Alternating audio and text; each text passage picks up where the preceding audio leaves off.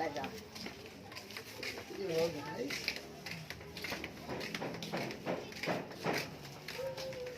Kaya, tayo ulit. Magandang hapon. Kaya na din ako kabalik yung mga napakita ko. Pasok ito. Ayun na, oh. Ay, uwi na. Uwi na. Uwi na. Lalim tayo. Nakabalik. Napagod ako eh. Papasok na lang sila. Ito, dyan na yung nanay. Mga high school. Hindi ko alam eh. Parang pero tingin ko yan. No. Ito yung sa bata. Yan yun.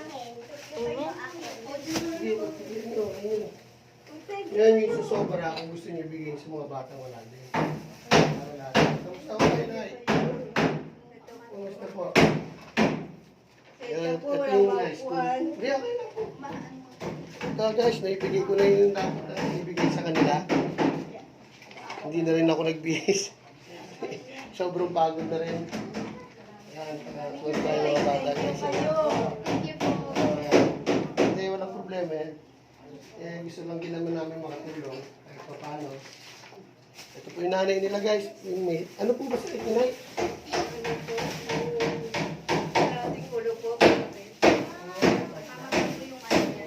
Guys, sino po mga gustong tumulong para sa gamot ni nanay? Makipag-ugnayan lang po kayo sa akin para makarating po kay nanay. Ayan po yung nanay nila na nilabas na po sa ospital.